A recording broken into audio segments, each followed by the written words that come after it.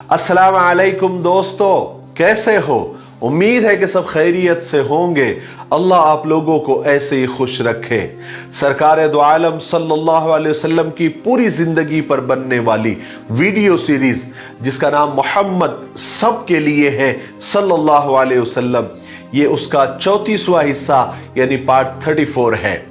थोड़ा हम रिकैप कर लेते हैं कि हमने 33वें हिस्से में क्या सुना, यानी पार्ट 33 में क्या सुना। हमने सुना कि हम बहुत जल्द एक सीरत क्विज करने जा रहे हैं, यानी सवाल और जवाब का इनामी मुकाबला जो 50 पार्ट्स यानी 50 हिस्से मुकम्मल कंप्लीट होने के बाद शुरू होगा। ये इनामी मुकाबला बहुत शानदार और जानदार करने का इरादा है, अज़्म है, जिसमें इनामात और प्राइजेस भी अच्छे खासे रखने का इरादा है। कल ही किसी भाई या बहन ने कमेंट बॉक्स में ये राय दी, ये कमेंट किया कि आप पहला इनाम उम्रा रखिए। बड़ी अच्छी राय लगी, माशाअल्लाह, अल्लाह उनको जज़ाए खैर अता फरमाए। अगर अल्लाह मदद करे तो कोई चीज़ नामुमकिन नहीं है, इंशाअल्लाह हम वहाँ तक भी पहुँच जाएंगे। इसलिए आज हम आपको एक व्हाट्सएप नंबर दे रहे हैं जो स्क्रीन पर शो हो रहा होगा। ये सिर्फ व्हाट्सएप मैसेज करने के लिए नंबर है, कॉल करने के लिए नहीं। कम से कम आप जब तक मैसेज के थ्रू, मैसेज के जरिए इजाजत न ले ले, तब तक आप उस पर कॉल न करें। और इस नंबर पर वही अल्लाह के बंदे और बंदियां मैसेज करें जो इस मुकाबले के इनामात में माली ताउन करना चाहते हैं, यानी अपने माल से, अपने पैसों से मदद करना चाहते हैं, ताकि ये मुकाबला शानदार और जानदार हो जाए और हर कोई, चाहे वो बड़े हो, छोटे हो, बुजुर्ग हो, बच्चे हो, किसी भी धर्म के लोग हो, किसी भी मजहब के लोग हो, इस मुकाबले में वो दिलचस्पी ले। हम तो चाह रहे हैं कि कोई एक दो सखी के लाल अल्लाह के बंदे ऐसे मिल जाए जो सारे इनामात अपने जिम्मे ले ले। और अल्लाह से उम्मीद है कि कोई ना कोई अल्लाह का बंदा या बंदी ऐसा मिल जाएगा जिसको अल्लाह तबारक व तआला ने माल के साथ दिल भी दिया है और ये जज्बा भी दिया है कि वो खैर के कामों में अपने माल को लगाए, क्योंकि ये सब अल्लाह की तौफीक पर है। अल्लाह जिसे तौफीक देता है वही खैर के कामों में और नेक कामों में खर्च कर सकता है, वरना ये हर एक की बस की बात नहीं है। तो ठीक है, आप लोग इस नंबर पर जो अभी शो हो रहा है स्क्रीन पर, इस पर आप व्हाट्सएप मैसेज करें और बताएं कि कौन कितना इसमें हिस्सा लेना चाहता है, अपने पैसों के ज़रिए, अपने माल के ज़रिए, ताकि हम आगे चल के तय कर सकें कि पहला इनाम कितना होगा, दूसरा कितना होगा, तीसरा, चौथा, पांचवा। हम तो चाह रहे कि कम से कम 50 लोगों को इनामात मिले, कुछ ना कुछ इनामात 50 लोगों को मिले। और अगर अल्लाह ने और आगे तौफीक दी तो ज़्यादा लोगों को भी इनामात दिए जा सकते हैं। तो हम आपके मैसेजेस का इंतज़ार कर रहे हैं, आप मैसेज के ज़रिए हमको इन्फॉर्म कर दें, ठीक है। अल्लाह तबारक व तआला आप लोगों को ज़्यादा से ज़्यादा अल्लाह की राह में और खैर के कामों में खर्च करने की तौफीक नसीब फरमाए। चलिए आगे बढ़ते हैं। हम बढ़ रहे हैं हिजरत के वाक़ये की तरफ, लेकिन मदीना की तरफ, हिजरत के वाक़ये की तरफ बढ़ने से पहले कुछ मदीना के मशहूर कबीलों के बारे में जान लेना, समझ लेना हमको जरूरी होगा। तो मदीने में दो बड़े बड़े कबीले रहते थे, एक का नाम औस था और दूसरे का नाम खजरज था। और ये दोनों कबीले आपस में एक दूसरे के जबरदस्त दुश्मन थे, कट्टर दुश्मन थे। और इन दोनों की दुश्मनी मदीने में रहने वाले यहूदियों से थी, और यहूदियों से दुश्मनी इन दोनों की आपस की दुश्मनी से भी बड़ी थी। और ये तीनों आपस में जरूर एक दूसरे से लड़ते ही रहा करते थे। कभी ऐसा नहीं होता था कि इनकी जंग बंद हुई है। कभी औस खजरज के साथ लड़ते थे, कभी खजरज औस के साथ लड़ते थे, और कभी दोनों मिलकर यहूदियों के साथ लड़ा करते थे। यानी हमेशा औस और खजरज और यहूदी आपस में गुत्थम गुत्था हुआ ही करते थे। इनकी जंग, इनकी खून रेजी हमेशा चलती ही रहती थी। ये मदीना का नहीं, यसरब का हाल था। जंग ठंडी भी नहीं होने पाती थी कि फिर भड़क उठती थी। एक लड़ाई खत्म नहीं होती थी कि दूसरी की तैयारियां शुरू होने लगती थी। गर्ज के मदीने में किसी ना किसी अंदाज में जंग जरूर होती थी। यहूदी बड़े चालाक और अय्यार थे, वो तो आज भी है। उन्होंने महसूस किया कि औस और खजरज ये दोनों मिलकर हमसे लड़ते हैं, जिससे हमारा जबरदस्त जानी और माली नुकसान होता है और मदीने में हमारी धाक भी खत्म होती जा रही है। चुनांचे उन्होंने साजिश करके ऐसा किया कि औस और खजरज आपस में ही लड़ते रहे और उनकी तवज्जो हमारी तरफ से हट जाए और वो दोनों एक साथ मिलकर हमसे जंग न करने पाए। और ऐसा ही हुआ। इन दोनों की आपस की जंगों का, लड़ाइयों का नतीजा यहूदियों के मर्जी के मुताबिक हुआ। इन दोनों कबीलों में आपस में तो दुश्मनी थी ही, लेकिन यहूदियों की चालों की वजह से इनकी दुश्मनी और सख्त हो गई। इस जंग में औस और खजरज के बड़े बड़े सरदार मारे गए, यहां तक कि उनके दरमियान मामूली बातों पर जबरदस्त जंगें और लड़ाइयां होने लगी। मालो दौलत और जो भी रिश्ते उनके दरमियान थे वो खत्म होने लगे। उनकी ताकत कमजोर होने लगी और दौलत उनके पास से जाने लगी और इन दोनों कबीलों के आदमी मरने लगे और उन्हें यहूदियों से और अपने दूसरे दुश्मनों से लड़ने की फुर्सत ही नहीं रही। और यहूदी तो इंतहाई मक्कार थे। उन्होंने एक चाल और चली कि इन दोनों कबीलों में जो हारा हुआ कबीला था उनके साथ इन्होंने एग्रीमेंट कर लिया, सुलह कर ली, उनसे दोस्ती कर ली, ताकि उनमें से एक कबीला कमजोर हो जाए और दूसरा मजबूत हो जाए। इस तरह खुद यहूदियों की हैसियत बढ़ जाएगी। इस हरकत से एक तरफ वो दोनों कबीलों पर अपनी सरदारी मुसल्लत करना चाहते थे, ताकि दोनों कबीले यहूदियों के सामने कमजोर और जलील हो जाए, और दूसरी तरफ इसका फायदा यह भी होगा कि सारा बाइज्जत काम और दौलत पैदा करने के सारे रास्ते यहूदियों के कब्जे में आ जाएंगे।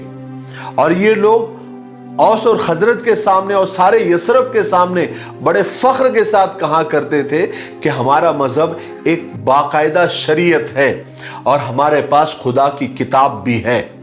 जबकि औस और खजरज पत्थर के बुतों के आगे सर झुकाते थे और ये यहूदी उन लोगों को शर्म दिलाते थे, आर दिलाते थे, उन्हें डराते थे, धमकाते थे कि तुम्हारा अंजाम खराब होगा।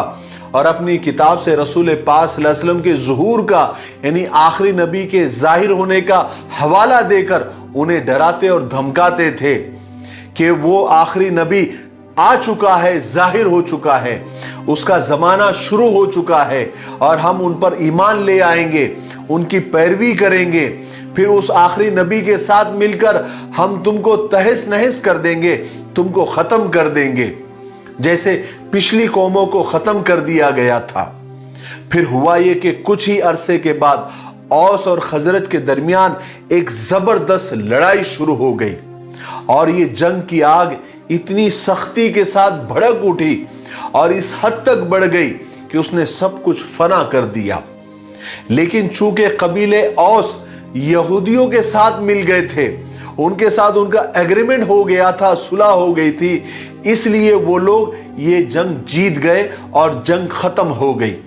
जंग के बाद जब दोनों कबीलों ने अपनी हालत पर नजर दौड़ाई तो ये देखकर सख्त परेशान और शर्मिंदा हुए कि इस लड़ाई में दोनों ही कबीलों के जान और माल का जबरदस्त नुकसान हो गया था। उनका वकार, उनकी इज्जत भी खत्म हो गई थी। इस जंग का नाम तारीख की किताबों में जंग बास या बुआस का नाम दिया गया। इन दोनों कबीलों ने देखा कि जंग जीतने वाला भी और जंग हारने वाला कबीला भी दोनों यहूदियों के गुलाम और उनके इशारों पर नाचने वाले बनकर रह गए। इन दोनों कबीलों ने अपनी तबाही पर जब नजर डाली तब उन्हें अपनी बेवकूफी का अंदाजा हुआ। इसलिए उन्होंने बहुत सोच विचार के बाद यह फैसला लिया कि हम दोनों कबीलों को एक हो जाना चाहिए, वरना अगर यही हालत रही तो बहुत जल्दी दुनिया से हमारा नामो निशान मिट जाएगा। उसके बाद उन लोगों ने आपस में सुलह कर ली اور इस बात पर भी राजी हो गए कि दोनों कबीलों का एक सरदार होना चाहिए। और इस ओहदे के वास्ते सब ने एक जबान होकर कबीले खजरज के अब्दुल्ला बिन मोहम्मद को अपना सरदार चुना, क्योंकि वो एक बाइज्जत आदमी था और साथ ही उसकी समझदारी और अक्लमंदी भी बेहद मशहूर थी। नबूवत के 11वें साल जंग बास के बाद जो हज का मौसम आया तो कबीले खजरज के 6 लोग हज के इरादे से चले। वो लोग मक्का आ रहे थे तो उक़बा नाम के एक मकाम पर वो ठहरे। ये मिना में या मिना के आसपास एक जगह का नाम है। आप सल्लल्लाहु अलैहि वसल्लम चूंकि अब दिन के वक्त जब तबलीग के लिए निकलते तो अबू जहल अबू लहब आपको परेशान किया करते थे, इसलिए आप सल्लल्लाहु अलैहि वसल्लम ने अब रात के वक्त चुपके से मक्का से बाहर निकलते, लोगों के खीमे तलाश करते, लोगों के ग्रुप को वफ्द को तलाश करते और उनके पास जाकर अल्लाह के दीन की दावत देते। उसी तरह आप सल्लल्लाहु अलैहि वसल्लम एक रात को जब निकले तो देखा कि कुछ लोग अंधेरे में बैठे हुए हैं। आप लोग उनके करीब गए, उनसे पूछा कि आप लोग कौन हैं? तो उन्होंने कहा कि हम कबीले खजरज के आदमी हैं। आप सल्लल्लाहु अलैहि वसल्लम ने पूछा कि क्या मैं थोड़ी देर आप लोगों के पास बैठ सकता हूं, कुछ बातें आप लोगों से करना चाहता हूं। उन्होंने कहा कि जरूर आप बैठिए। आप सल्लल्लाहु अलैहि वसल्लम उनके साथ बैठे, उन्हें खुदा की तरफ बुलाया, उनके सामने इस्लाम को पेश किया, कुरान पाक की कुछ आयतें तिलावत की और उनसे कहा कि मैं खुदा का पैगंबर हूं, खुदा का रसूल हूं। वो 6 लोग आप सल्लल्लाहु अलैहि वसल्लम से मिलकर कुरान पाक की तिलावत सुनकर, अल्लाह का पैगाम सुनकर बहुत हैरान रह गए, बहुत मुतासिर हुए, बहुत इम्प्रेस हुए और एक दूसरे से कहने लगे कि खुदा की कसम ये वही नबी है जिनसे यहूदी हमें डराया करते थे, हमें धमकाया करते थे।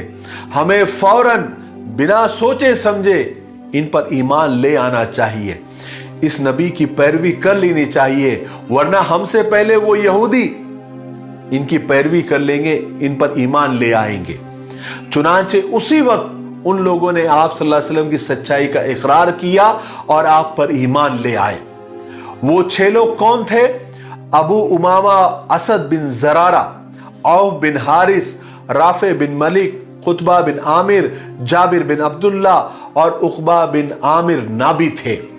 उन्होंने आप सल्लल्लाहु अलैहि वसल्लम से कहा कि हम अपने पीछे एक ऐसी कौम छोड़कर आए हैं जिनके अंदर ही आपस में इतनी दुश्मनियां, इतनी बुराइयां, इतनी लड़ाइयां हैं कि शायद किसी और कौम में होगी, मगर हो सकता है कि अल्लाह उन्हें आपकी बरकत से एक कर दे, उनमें इत्तिहाद पैदा कर दे, उनमें मोहब्बत पैदा कर दे। अब हम उनके पास जाकर आपका पैगाम उन्हें सुनाएंगे, अल्लाह का पैगाम उन्हें सुनाएंगे, कुरान पाक का पैगाम उन्हें सुनाएंगे, उन्हें दीन की तरफ हम बुलाएंगे। हो सकता है कि वो एक हो जाए, आपस में मोहब्बत करने लगे। अगर वो एक हो गए, उनमें आपस में सुलह हो गई, तो फिर आपसे इज्जतदार उनकी नजर में कोई नहीं होगा। उसके बाद ये लोग मुसलमान बन के मदीना अपने घरों को वापस गए और जाकर अपनी कौम को अपने मुसलमान होने की इत्तला की, खबर की। इन लोगों ने कहा कि हमने उस नए नबी के हाथ पर ईमान कबूल किया है जिनसे हमें यहूदियों ने डरा के रखा था।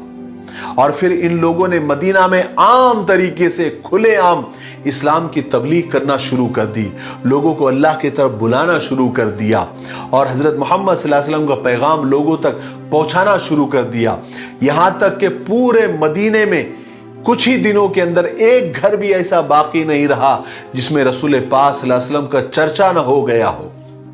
अगले साल यानी नबूवत के 12वें साल जब हज का मौसम आया तो उसी उक़बा नाम के मकाम पर रसूल पाक सल्लल्लाहु अलैहि वसल्लम के पास औस और खजरज के 12 आदमी आए। 6 तो पहले के ही थे जिनके नाम मैंने पहले आपको बता दिया। अब 6 और नए ईमान लाए थे जिनका नाम ज़कवान बिन कैस, उबादा बिन साबित, यजीद बिन सालबा, अब्बास बिन उबादा, अबुल हैसम मालिक बिन तैहान और अवेम बिन साइदा था। आप सल्लल्लाहु अलैहि वसल्लम ने उनसे अहद लिया, उन्होंने भी आप सल्लल्लाहु अलैहि वसल्लम के हाथ पर बैत की और वादा किया कि उनमें से कोई भी खुदा के साथ किसी को शरीक नहीं बनाएगा, चोरी नहीं करेगा, औलाद को कत्ल नहीं करेगा, किसी पर बहुतान नहीं बांधेगा, किसी पर इल्ज़ाम नहीं लगाएगा, जो भी इस अहद को, इस बैत की पाबंदी करेगा, उसके लिए जन्नत के दरवाजे खुले हैं। और कोई अगर इस अहद के, इस एग्रीमेंट के, इस बैत के खिलाफ जाएगा, अगेंस्ट जाएगा, उसका मामला अल्लाह के हाथ में है। चाहे तो वो माफ कर देगा, चाहे तो वो जहन्नम में दाखिल कर देगा। इस बैत को बैत उक़बा भी कहा जाता है।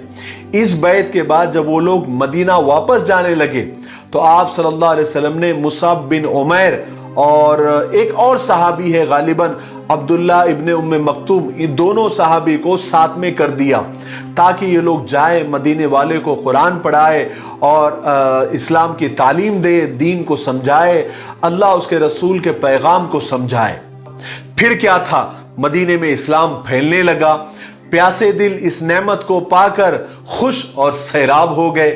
हजरत मुसाब बिन उमैर मदीने में असवद बिन ज़रारा के घर में ठहरे हुए थे। लोग आते थे नए नए और दीन को कबूल करते थे, ईमान को कबूल करते थे। हजरत मुसाब बिन उमैर पूरे जोश और खरोश के साथ उनको दीन सिखाते थे। बाज़ लोग ऐसे भी थे जिन्हें अपना पैदाइशी दीन यानी अपने बाप दादा का मजहब छोड़ते हुए शर्म आती थी, और कुछ लोग अपने गुरूर, अपने बड़ाई की वजह से रुके हुए थे। मगर फिर भी वैसे लोग भी जब हजरत मुसाब बिन उमैर की तालीमात को सुनते, इस्लाम की तालीमात को सुनते, खुदा के पैगाम को सुनते या उनके कानों तक पहुंच जाती, और जब उनको पता चलता कि वो किन बातों से रोकते हैं और किन बातों का हुक्म दे रहे हैं, और फिर उधर कुरान पाक की आवाज़ उनके कानों में पहुंचती, तो वो भी इस्लाम कबूल कर लेते। हजरत मुसाब बिन उमैर मदीने में ठहरे रहे, मदीने वालों को इस्लाम की तालीम देते रहे, नमाज पढ़ाते रहे, नमाज सिखाते रहे, कुरान पाक पढ़ते रहे, पढ़ाते रहे, सिखाते रहे, यहाँ तक कि पूरे मदीने में इस्लाम की रोशनी फैल गई और पूरे शहर में चंद लोगों के अलावा कोई मुशरिक नहीं रहा। फिर खुदावंद करीम ने मदीने वालों पर बरकतें नाजिल फरमाई, क्योंकि मदीने वालों ने एक साल में वो कर दिखाया, वो दावत कबूल की जो मक्का वालों ने बरसों में कबूल नहीं किया। उन्होंने रसूल पाक सल्लल्लाहु अलैहि वसल्लम के नाम को बुलंद किया।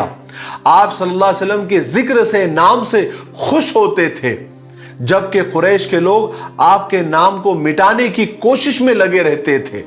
इसी वजह से मक्का के मुसलमान मदीने वालों के मुसलमानों से और मदीने वालों से बेहद मोहब्बत करते थे, उनको बेहद मोहब्बत हो गई थी। और यही लोग जो मदीना वाले, जो ईमान जिन्होंने कबूल कर लिया था, यही अंसार कहलाए, अंसारी कहलाए, यानी अल्लाह के रसूल की मदद करने वाले, इस्लाम की मदद करने वाले कहलाए। आज के लिए इतना काफी है, इसलिए अब हम यहीं पर रुकते हैं, क्योंकि वीडियो अब ज्यादा लंबा हो रहा है। आने वाले 35वें हिस्से में यानी पार्ट 35 में हम हिजरत का तफसील से वाकया सुनेंगे।